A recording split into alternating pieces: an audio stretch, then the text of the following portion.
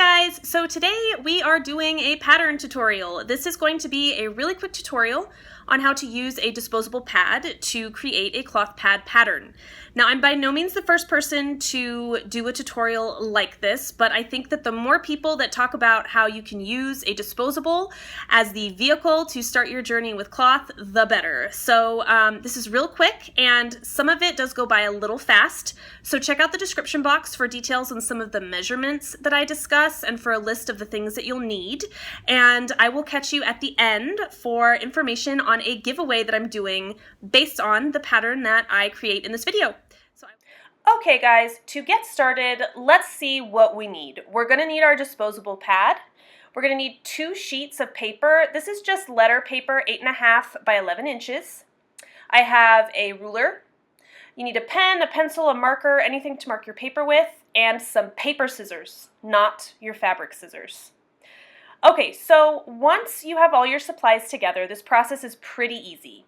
You're going to take a look at your pad and you're going to see if it is symmetrical or asymmetrical. In this case, this is asymmetrical. We have a wide end and a narrow end. So with an asymmetrical pattern, we're going to take our 2 sheets of paper stacked on top of each other, and we're going to fold these 2 sheets of paper lengthwise because we're going to do a half fold pattern. Okay, so you're going to have one side with all the sheets open and then one side with your fold. We're going to do everything along that fold, okay? So we're going to take our disposable pad and we're going to remove that nasty plastic adhesive, and we're going to place our pad as centered as we can with half of it on the fold and half of it hanging off the paper. If that doesn't make sense, I'm going to show you here in a second what I mean by that. So you can see half of the pad is on the paper and half is off. This is how we're going to design our half fold pattern. Okay, so now that we have our pad on our paper, we're going to take that last bit of adhesive because this is a pad with wings, and I'm just going to lay that wing out flat, okay? We're not actually going to use the wing. I'll explain why in just a minute. At this stage, we're just doing a really rough outline of all of the outside edges of this disposable, not including the wing. And then as delicately as you can, take that disposable off of your sheet of paper. You might notice some of your paper fraying a little bit from the adhesive. Don't worry about it. As long as it doesn't rip, you're good, okay? So get rid of your nasty disposable. And now we're going to take a look at what we have. So it's just a very rough shape, and you can see that my disposable was actually longer than my piece of paper. So I am freehanding a arc or a curve to make that shape fit on the page, okay? An 11-inch long sheet of paper like I have here will make a 10.5-inch pad. And I think that just for ease, it's always better to just start with what fits on a sheet of paper rather than trying to lengthen the paper with tape and multiple pages. Just kind of arc that by hand and make a pattern that fits. Now, take a look at that wing. That wing is huge. You do not need a wing that large on a cloth pad. So I'm taking my ruler and I am lengthening the lines of that pre-existing disposable and trying to close up that gap a little bit. There's no right or wrong width of a wing, but I'm going to try and leave probably about 3 inches of a gap to create my new wing width. So there's no right or wrong, again. It's just trying to figure out, just based on this shape that was created, what kind of curves and arcs do you want in this shape, okay? And there's nothing wrong with making mistakes and needing to start over. Just freehand what you've got and make a shape that you're comfortable with. Okay, so now that I have a rough shape, I am going to actually measure out my wing. So for a typical 2.5 to 2 3/4 width pad, you want your wings to be at least on a half fold 3.5 inches long. So that's what I'm doing. These 3 dots that I just drew, they are 3.5 inches away from that center fold so that I can create a wing that I know will be long enough. So again, I'm just freehanding a curve. I'm just trying to connect these lines and arch them out towards those dots so that I know my wing is long enough. So now that I have a rough shape, I'm going to bring my ruler back in just so these lines are straight, just so it's a relatively neat pattern, and have these lines meet up at that 3.5-inch dot that I put on the page. So that gives me a rough cloth pad pattern shape. I have my arches on either end, and I have my wings. Okay, so you'll see that there's a bunch of like extra little lines. Don't worry about those. We're going to cut those off now. So take your paper scissors and make sure that you're cutting so that the pieces that you are removing from this piece of paper are the sides that are along that outer edge that is not the fold, okay? So now that you're done cutting the shape out, you are going to be able to unfold the sheets of paper and see a full pad pattern like so. If you cut it the other way, you're just going to have two half shapes and not your full pattern. So now that we have a full pattern, I do just want to show you, this is what the Disposable did to my sheet of paper. It's not really a big deal, but you can always retrace this on a new sheet if you don't like that some of the paper got ripped off. It's not that big of a deal though. So we're going to take the other sheet, so that inner sheet that we had, I'm checking to double check that the wings overlap, which they do, and now I'm going to make my core.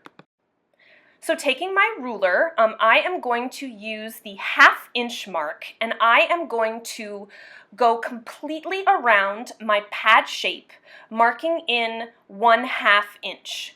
This is to give me a seam allowance for when I am attaching my backer to my topper.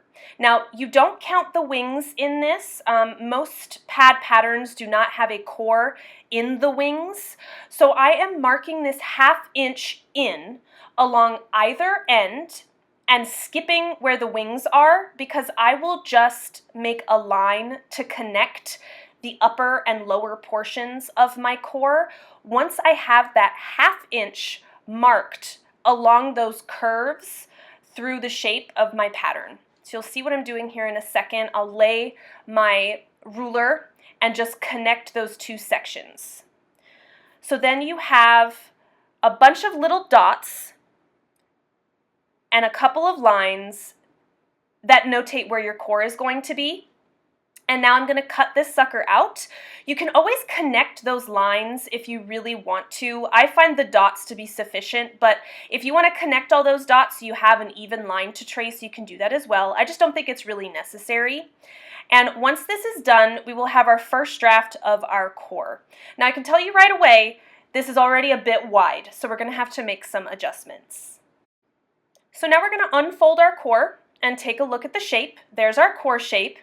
And really at this point, this would make a pad. It would completely make a pad, and the pad for some women might even be comfortable, but I can tell just by eyeballing it that it's going to be too wide to be comfortable for the majority of us. So the way that you can tell if something is too wide is to measure your pattern. So first I'm measuring the length, which is not where our issues are with this particular pattern. My main pattern is 11 inches, and then my core pattern is 10 inches, which is perfect. That gives me that 1/2 inch all the way around. But in marking my width of my core, it is almost a full 3 inches across. This is where you can see that a Disposable isn't always immediately workable as a cloth pad pattern, because cloth pads have other limitations. So I'm going to bring this sucker in about a 1/2 inch, which means because this is a half fold, that I'm going to bring it in a 1/4 inch. So that 1/4 inch is going to double when we open the pattern back up to be a full 1/2 inch narrower than it was previously. So I'm just using my ruler to do this. I'm marking a 1/4 inch in, using my ruler to keep those lines nice and tidy, to bring this whole pattern in a full 1/2 inch so that it is more comfortable for the majority of us ladies who prefer a pad anywhere from 2.25 to 2.75 inches in width once it's snapped. Now, because this is a pretty basic pattern with lots of straight lines, this is going to be a relatively easy process. I'm going to go ahead and pick this sheet of paper up and show you what this looks like as far as trying to make this pad a bit more narrow. I'm just bringing it in here in the center, and then because this is asymmetrical, that whole bottom portion I'm making a bit narrower. And then I'm just cutting along those lines to bring this pad back to being, a normal pad shape. Try and take your time when you're cutting your patterns. You want your angles to be nice and neat, and you want to make sure that when you're holding your pattern in a folded position that your paper is laying nice and flat, so it's cutting each side evenly as you're making any adjustments. So let me open this back up and show you what this looks like. This looks a lot more comfortable, in my opinion. So now I just need to do the same thing with our core.